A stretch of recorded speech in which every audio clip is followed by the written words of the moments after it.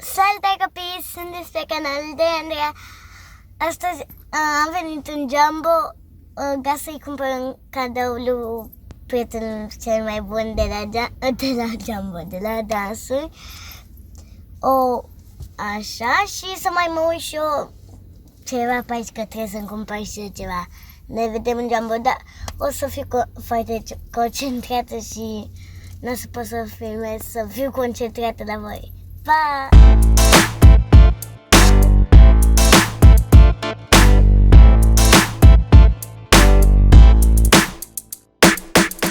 Acum suntem în Jumbo, am găsit ce vreau să-mi iau, o mască din asta pentru de dormit, pentru că, sunt foarte interesante și când dormi cu el, nu mai vezi nici măcar o stea.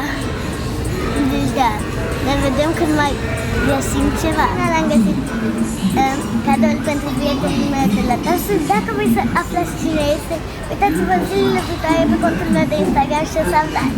Ne vedem acasă ca să facem haul. Ok, am ajuns în terenul domnișoarelor. În Jumbo sunt jucării pentru toate vârstele, pentru că da, și hai să vedem ce mai este pe o fabrică de ciocolată.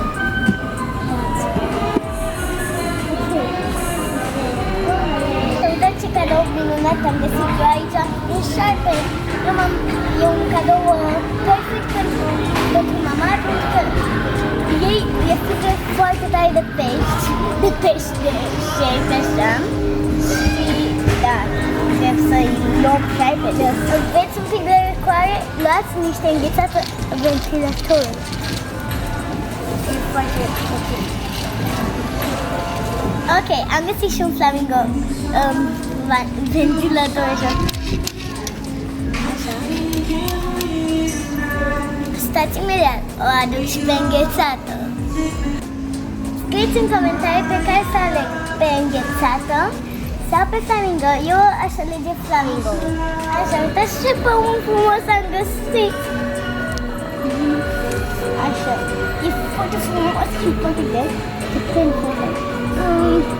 E prea scump ca să-l iau, dar e minunat de frumos.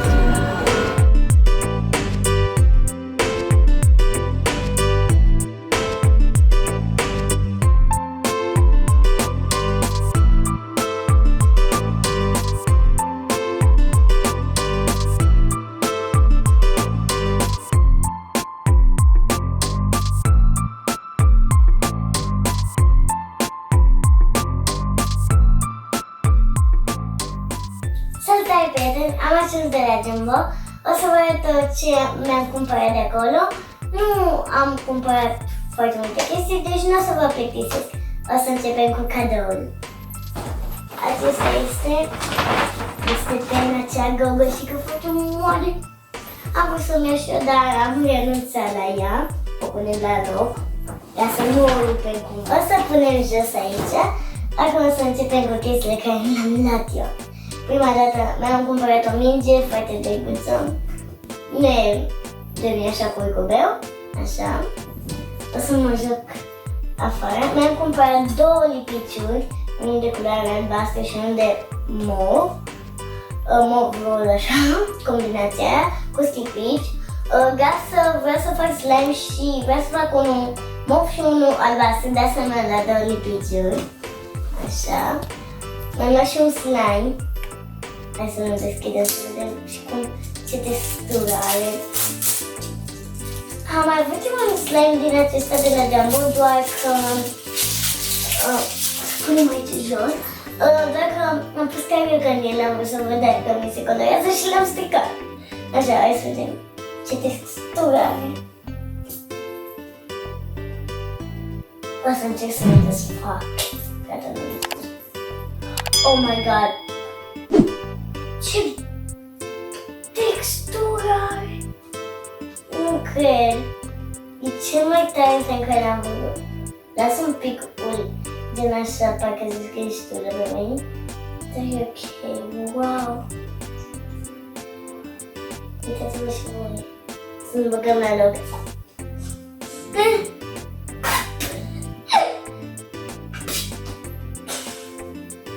Așa. punem în loc și să încercăm să nu... Stai că nu l-am băgat bine. Când se aude. Au! Am lovit în plastic. Sper să încapăm, să pot să închid mai repede. Să închid bine, că dacă nu închid bine, logică să se usuce. Gata? Am închis? Așa? După am luat o lesă pentru că... O lesă. Mă scuzați, asta e zgaida, lăsai cealaltă. Pentru că eu am un cățel și i-am luat una nouă, pentru că aveam una veche murdărită, ruptă și și i-am luat una nouă. Așa. Am mai luat așa 2 bute din astea de apă ca să-mi pun telefonul și am luat 2 pentru că și eu folosesc câteodată hustele astea, dar una pentru ca să ne schimbăm din când în când. Așa. Mi-am luat... M-am crezut că... Mi-am luat 2 pungi, una cu Orbis portocaliu și una cu Orbis transparente ca să fac o combinație. Așa. După mi-am luat un suport de pahare din acesta. O să vi-l arăt ca să, că așa e un pic învățit și nu se vede foarte bine. Și e tare pentru că o să vă arăt imediat de ce.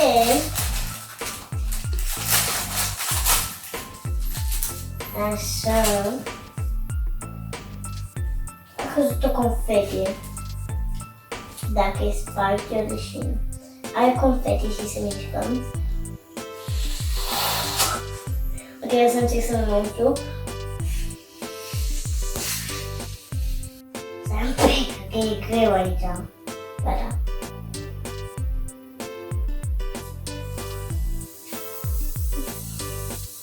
Cred că îmi presnește capul.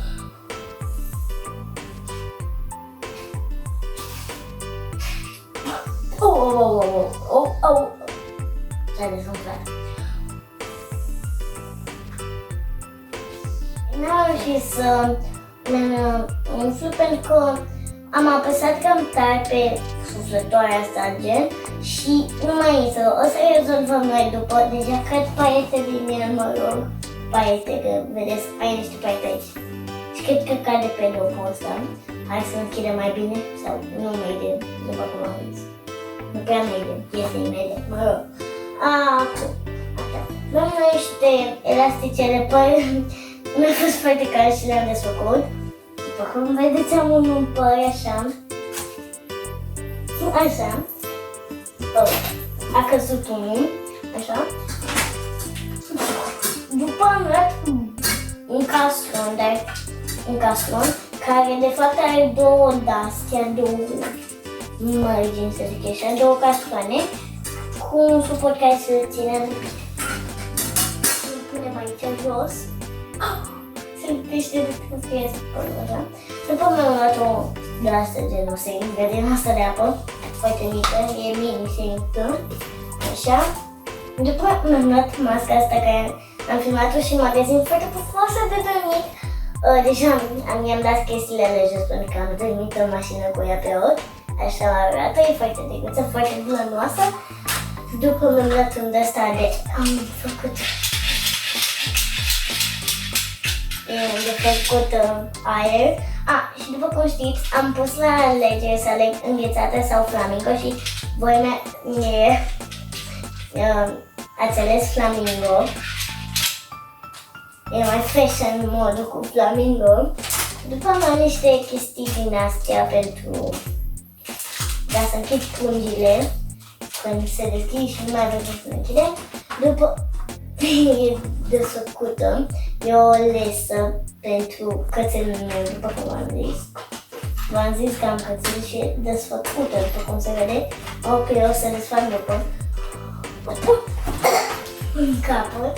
Și ultima chestie care mi-am luat-o este setul ăsta de bani așa, după cum știți. Aici bănuți foarte mici, aici euro, banii mici cu fracțiune, așa, și un card de aici, și un calculator de ăsta foarte mic, micuț. Și cam atât am fost pe ziua de azi. Dacă v-a plăcut, nu uitați să dați un like, un subscribe și un share pe Facebook. Și să nu uitați să intrați pe contul meu de Instagram, de TikTok și de Facebook. Pa!